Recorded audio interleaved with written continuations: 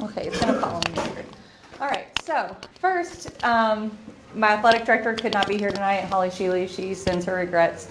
She is with our president currently, so I stepped in for her. Basically, this is all about college sports. What is the NCAA and who is the NCAA?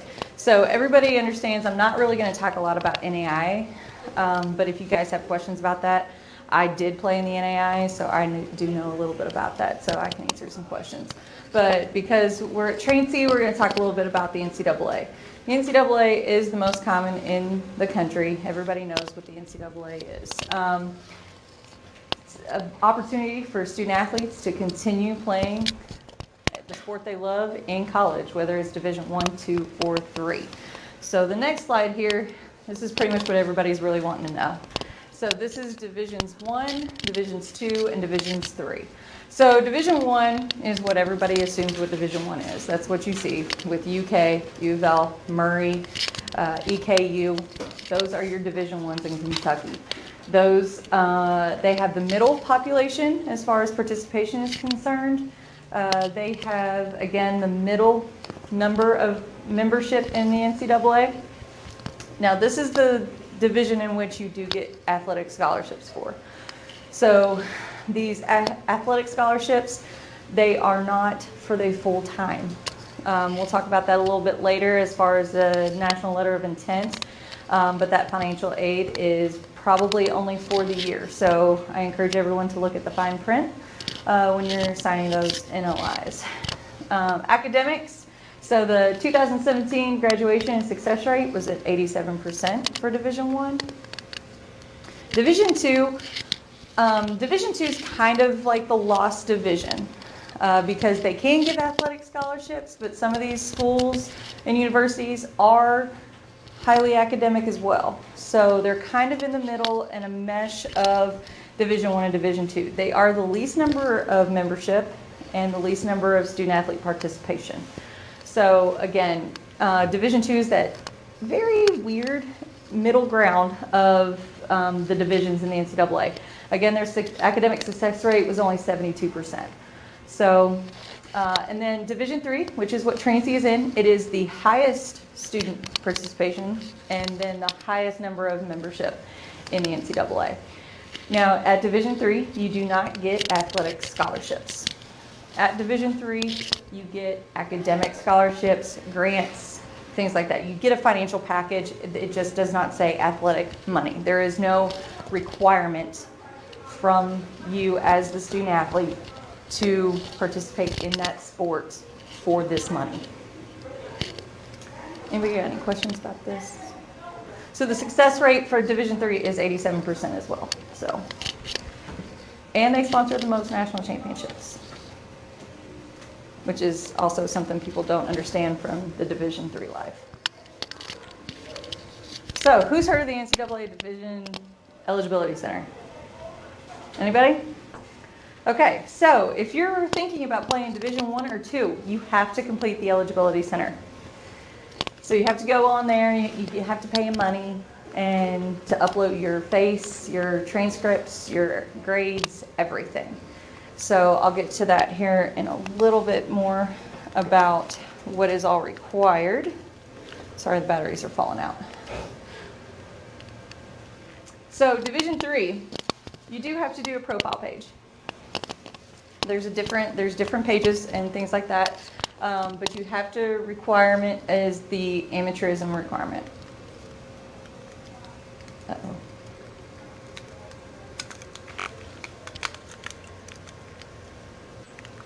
Okay, so you go to the Eligibility Center registration, eligibilitycenter.org.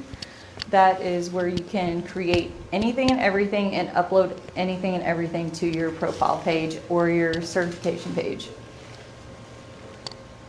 So, like I said, there's two account types. So your certification account, there's a fee. With everything with the NCAA, there's a fee. So it's $90.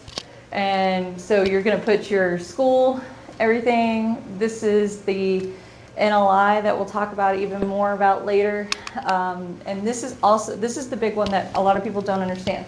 This is required to go on an official visit to the school. So if you're thinking about Division I at any point as far as academics or anything, go ahead and fill out the certification account. Come on in. Sorry. No, you're fine. I wanted breakfast.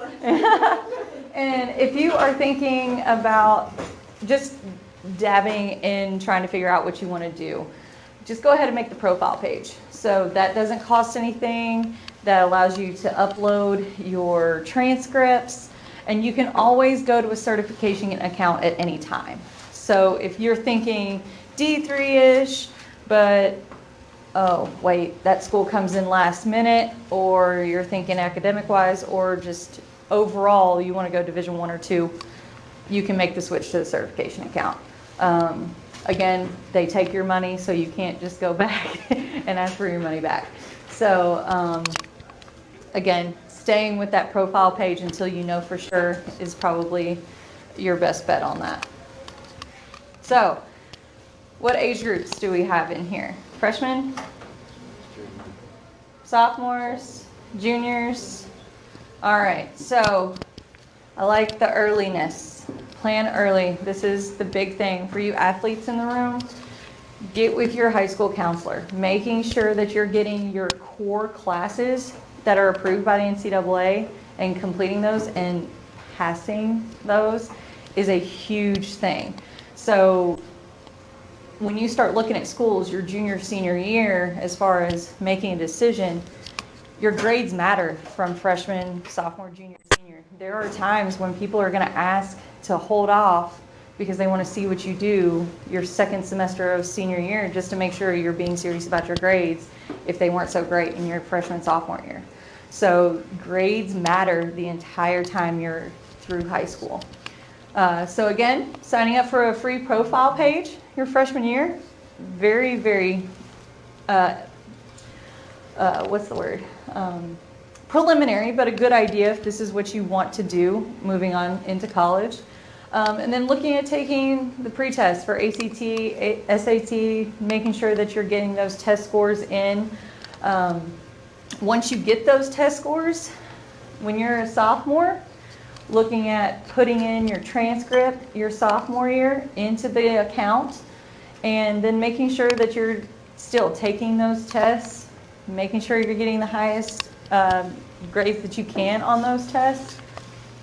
And then your junior year, you're going to again check with your counselor, making sure you're still on track with those core classes. Those core classes are really what's going to make or break some people, especially if you're looking at going to a very, very academic school. So ACT, SAT, this is the code, all nines. So when you guys take those tests, they ask for you to where you send all your transcripts, all the schools you're looking at, and the NCAA Eligibility Center, because this gets uploaded straight to your profile or certification account. Ensure that your sports information is correct. So the one thing that happens is, do I have multiple sports athletes in here?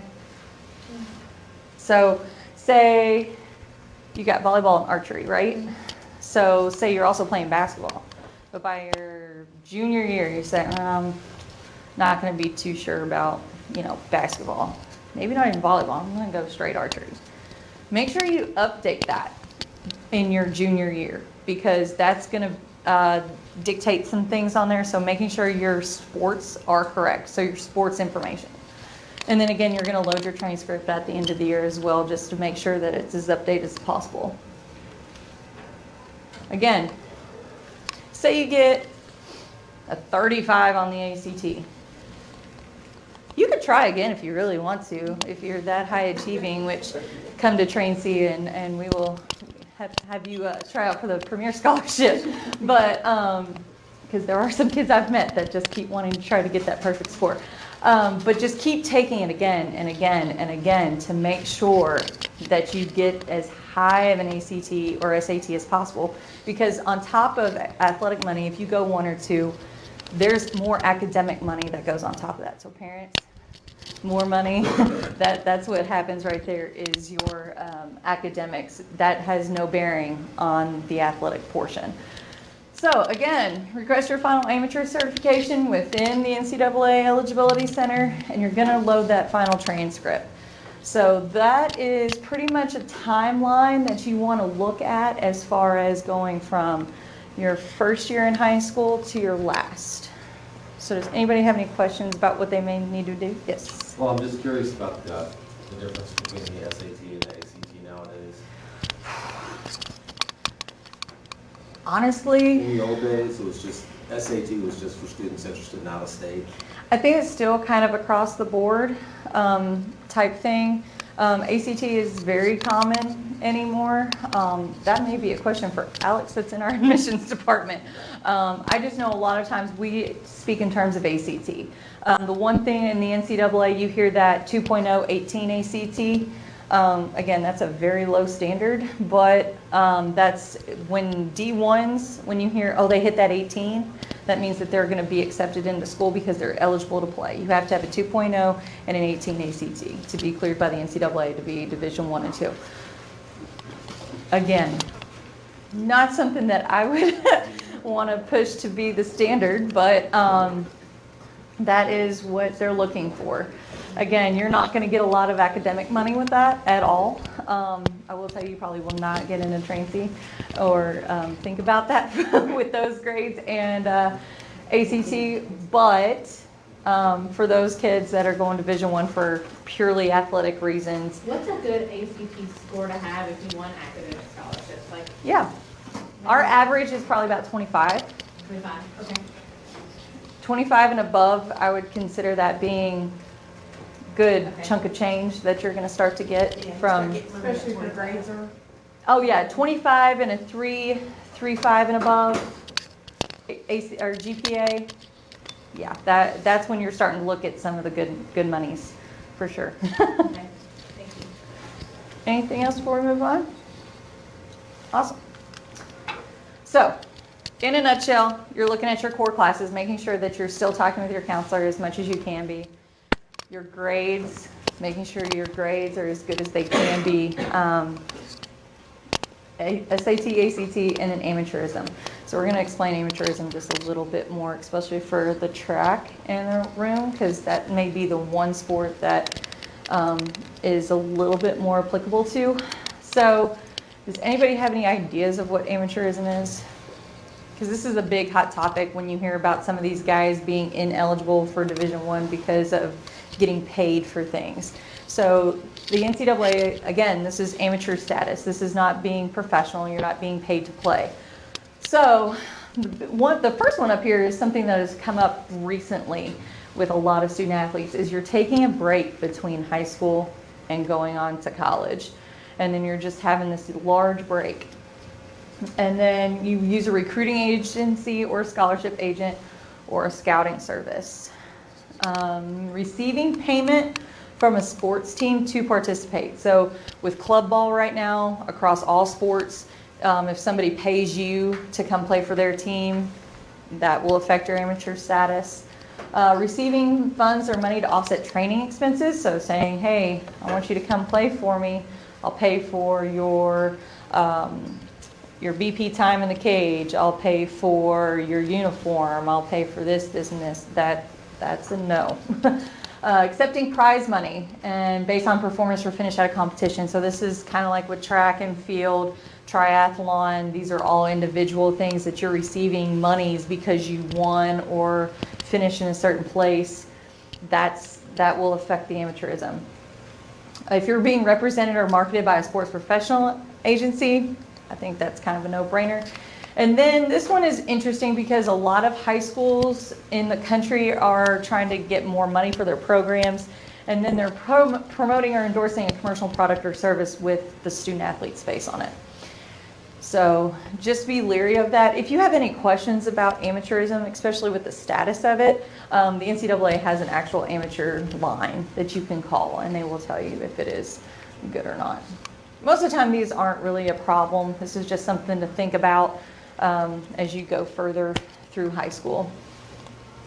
So in recruiting terms, so has anybody really talked to a college coach yet? So contact It's anything, accountable contact is anything more than just a hello. In face, email, text, anything like that. So at the different divisions, there are different contact periods, which is, we'll talk about in a second. And then there's also the fact of how the coaches interact with you.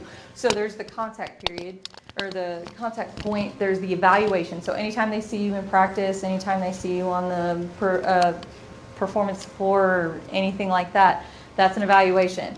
Verbal commitment, so you tell a coach, hey coach, I'm coming to play for you. That's a verbal commitment. Now I'm gonna give a little pause on that. As somebody that has been a verbal commit before and had to go back on that, I would kind of caution everybody on that. Make sure it's 100% before you give that verbal. Word your bond a little bit and just making sure that that's exactly what you want to do before you say yes. And then officially commits. The official commit means you're signing the national letter of intent, which is for Division 1 and 2. Division 3, we have a celebratory signing form, which I'll explain here in a second. But Division 1 and 2, you sign that form, that is that year. And then the NLI. So, our lovely picture of Julie Foltz right here, our women's basketball coach. I'll plug her real quick. She, our team, our men's and women's basketball team are hosting a conference tournament this weekend because both of our teams finished first in the conference. So last year they went 23-2, went to the Sweet 16, furthest that our team has ever gone in the NCAA tournament. So, and she is a phenomenal leader and molder of her women for sure. So your recruiting calendars. Contact period means that they can actually contact with you. Your evaluation period, again, is when they can actually come and see you in person, either on the field of play or in practice. Quiet period. So this is a time where they may not be able to see you in person or at practice, but they can still maybe send you an email, text you, but it may not be all the time, maybe once a week, could be once a month. And then during the dead period, obviously, I feel like that's kind of self-explanatory. It's a dead period, there's nothing happening. So all different divisions have different timelines as far as when they can talk to you, when they can talk to you. So if you have not heard from a coach, that doesn't mean they're not interested. So that's the biggest misconception, I think, of a lot of student athletes is, man, that coach hasn't talked to me, he saw me at a big recruiting event, but I haven't heard from him at all. That doesn't mean that they're not interested. It's just because they absolutely just can't based on NCAA rules. So don't take that as, especially if you're a freshman and sophomore, there's a lot of rules against freshman and sophomore contact. So it's normally junior, senior years when they actually can have more contact with you. So just keep that in mind when you're freaking out that no one's talked to you yet. That could be why. Terry Justice, our men's lacrosse coach, has never lost a conference tournament. He's gone to the NCAA every year that we have sponsored lacrosse. So campus visits. There is an official and an unofficial visit. So the difference with the visits is this. Again, you have to be completed and cleared by the NCAA clearinghouse before you go on an official visit. And it becomes official when the school pays for anything. So if you go to the school and they pay for your lunch and they take you out, or they pay for your flight out or any transportation, that's an official visit. And that triggers an official visit. You're allowed 1 per school and 5 total. So that's why official visits, when you hear it on the media and everything else, it's a big deal for a person to make an official visit. Because they only get 5 of them. So unofficial, you can take as many as you want. You can visit the school all the time, set up through the admissions office. You can visit as many times as you want to feel like you need to make your decision. Tryouts. NCAA does not do tryouts. So people think, oh, I'm getting a tryout. That's not a thing. So don't think that you can go and, oh, I'll try out later. That's not really how that works. So it's not really a thing in the NCAA. And, good old Brian Lane up there. If you're from the area, you kind of probably know about the Lane family. And again, that's at UK. We do exhibitions against Division I schools. So this past year, we played it up in Northern Kentucky. Last year, we played UK. Not quite sure whose next year's is, but it's always a great experience for our student athletes to go and play at the big arenas. So the National Letter of Intent. This is a form that you sign saying that you are going to play for that school. And it is bound for 1 year. So again, read the fine print. That athletic package for Division I and Division II is for that year. It can go up, it can go down from there on out. So I think that's something people don't realize is that's not for the 4 years. So at D3, we have a celebratory signing form. So again, it is not a requirement to be playing for this sport for while you're at school. The coach can't be present. They can't provide gear for you to be signing in, and it is non-binding. So it's just something that you want to do with your school. Like I know a lot of schools do this. I had mine, you set up in your library and you have big old mom and dad there and your coach and your AD and everybody else that wants to come. So we do have one of these. So there's something that you can actually sign. It's just a celebratory form. It is not binding like the NLI is. That's Coach Barmore, our volleyball coach. We just won the conference for the first time. And she was Coach of the Year. And they went 2 games into the NCAA. So all of our sports are doing big things. So the thing about Division III, again, is more about the student athlete experience. So the thing with us is everything is focused on the student athlete, not like Division I where it's more about the fan experience. So for example, you're looking at Alabama this year, Alabama football, you could track you being there for 4 quarters. And if you're there for so long, you get gear and everything else. We focus on the student athlete. You're taken care of at a D3 on a more personal level. I was just saying before, we have a program in the summer where our students come to campus to get immersed in transy, and one of our student athlete baseball players, he's from California. Who would have thought he'd find transy? I was shocked. But that week he just attached to everybody there. So when on move-in day, he's hanging out the car going, "Hey, everybody." So his mom felt a lot better about dropping him off in Lexington, Kentucky than I think she would have before. So it's more on the one-on-one. We have over 400 athletes, and I'm happy to say I think I know probably on a first name basis with over probably 300 of them, mainly because they're in the building all the time.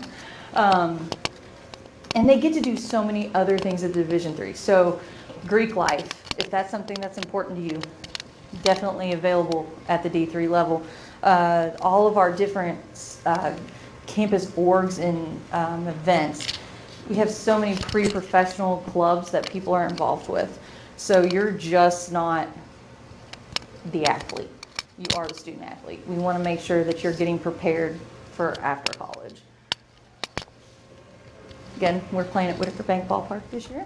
So, Director's Cup. So you hear this again at all 3 divisions. Learfield, IMG, they have the Director's Cup. Last year, we broke into the top 50 for the first time in school history. We've increased every year, and we were the only team in Kentucky to crack the top 50, and we were 150 points better than anyone in our conference. So this is all based on NCAA standings at the end of the year, based on NCAA performance in the tournaments. So we have gone up for the last 5 years and looking to increase on that this year. For this, I was going to show this, but we don't have to. So things to go on a visit. I think this is kind of the most important thing that you guys want to know, especially if you plan on playing in college. So student athletes, I'm going to talk to you real quick. So What positions will you play? If there's a position, what events do you want me to run? Are you a thrower or are you a runner? Runner. So what events? The 400 and 800. Awesome. So maybe they want to turn you into a cross-country runner, distance runner. Maybe they want to shorten you a little bit. So those are all important things to ask. How many people are you going to run against? How many people are going to be there? How many people are in front of you? Will you be redshirted my first year? So that's something in football. That's a common thing. What expectations for training and conditioning? Is there a strength coach? Are we going to work out 3 days a week? Are we going to do this, that? Just to know in your head, as far as if you plan on doing other things on campus, that's just another piece to add. What's their coaching style? Are you a screamer? Are you oh, it's okay, get it again. You get it. Oh, attaboy. All coaches are different. All coaches are different. When does the head coach contract end? Some places have contracts, some places don't. How long do they intend to stay? I will tell you, a coach can be as upfront as they know their situation. That's the one thing that is a little sticky wicket, just because they may not know. An opportunity knocks on the door and they promise to stay all 4 years, but unfortunately, hey, MLB called. Sorry guys, I got to take this. And I think a lot of people are understanding of those situations. But for the most part, coaches are as upfront as they can be about their situation. So, this is for everybody. When you look at a university and a college, you want to say, what is the percentage of graduates in 4 years? Now, at Trainsy, we have the Pioneer Promise. So if you come to Trainsy, we say, if this is where you want to be, there's a 4-year promise. We will get you out in 4 years. So not a lot of schools have that, I will say. So a lot of kids take advantage of that because there's also a financial implication involved with that. So what's the team's GPA? Is the team barely getting that 2.0? Or, for us, overall, our entire athletic department is over a 3.0. What academic support programs are available? Everybody hears about CATS at UK. There's the whole tutoring center for student athletes. I know Bob Bradley, and he's great at what he does there, but not everybody goes to UK. So what does your school have to offer us? Is there a tutoring system in place? Is there one-on-one writing centers? There are study groups that they can be involved with, those types of things to ask about what the support programs are.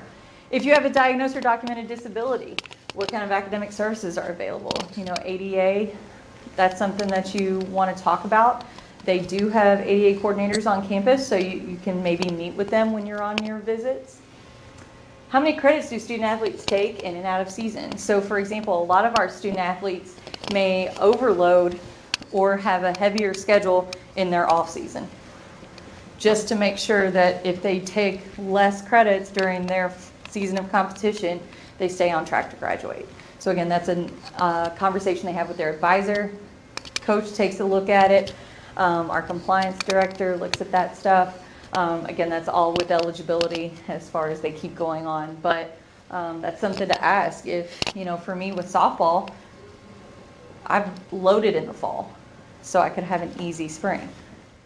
So are there any restrictions in scheduling practices around campus? Again, this is something D3-wise.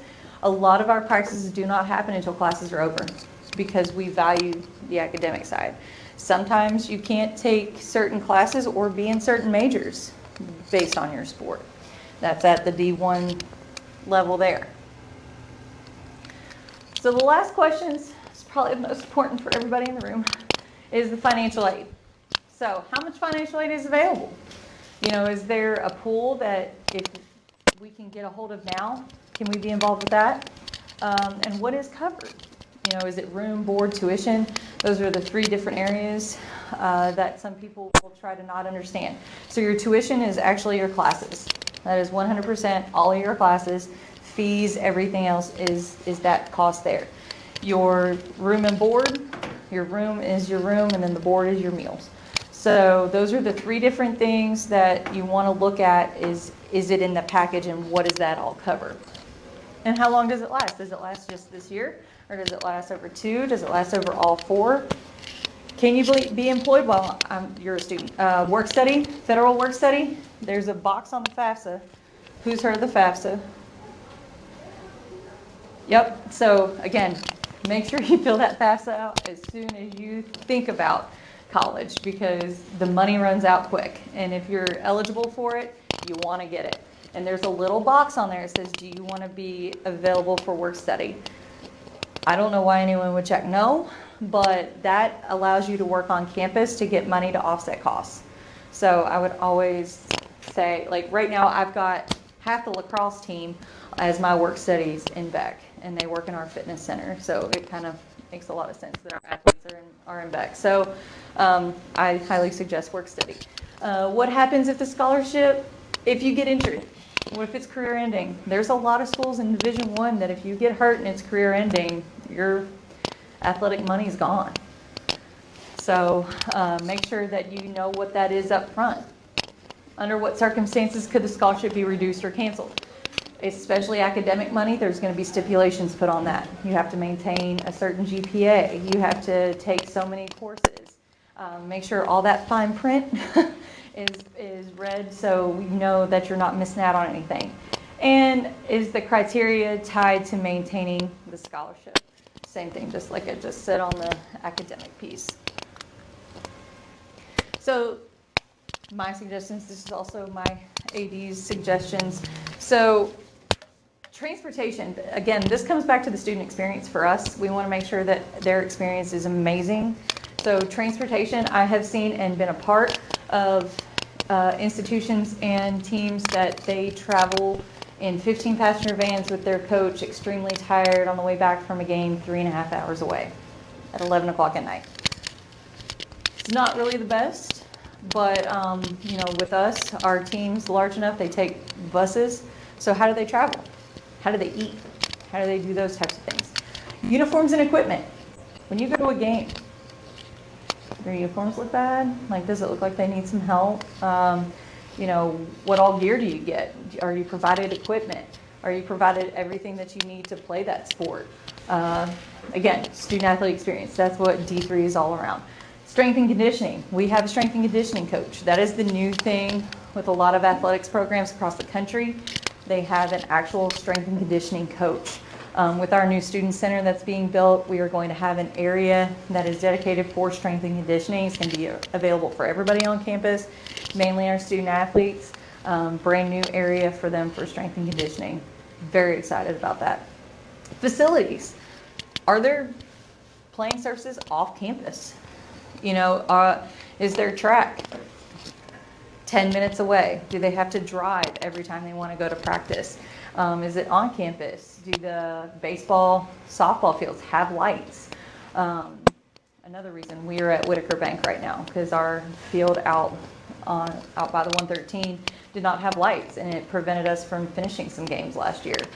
Medical team, what kind of athletic trainers do they have? You know, you have your athletic staff that's there. Right now we have 3, and we have a partnership with Lexington Clinic. So that's where our kids get to be seen at, and they're at I think they're there pretty much as we are. They're there from about 8 in the morning till about probably 10 at night. So anytime that you have a slight injury of any kind, our athletic trainers are there. Publicity. So this one's interesting. So if you're looking for Division I or II experience, you're going to be out there. If you're the face of that team, your face is going to be everywhere. They're going to look to want to have you everywhere. But publicity to me, if you're talking like with Trainsy, with us, people know the Trainsy name. So not a lot of people outside of Lexington from a standpoint, but they're starting to know because of how well our teams are doing. And because we have an awesome new mascot called Raph. He's a bat. He's awesome. If you haven't seen him, he's amazing. So your outcomes of graduates.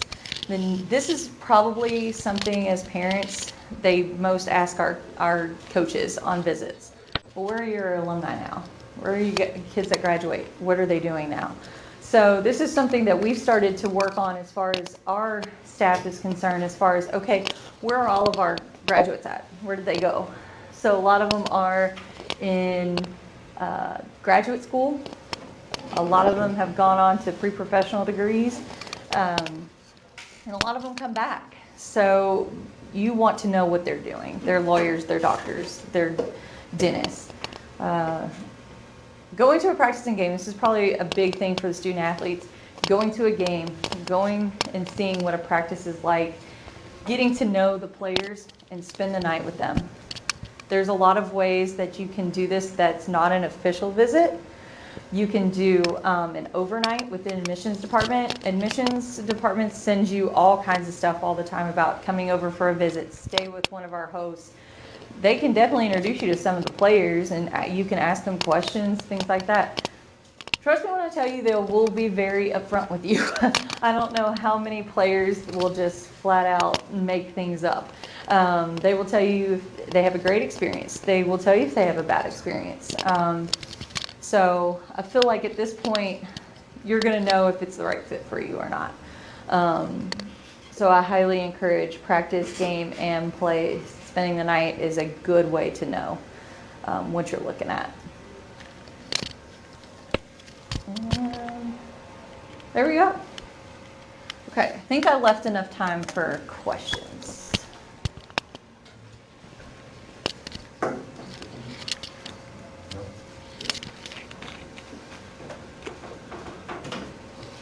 Oh, I'm gonna hit off because that feels really weird.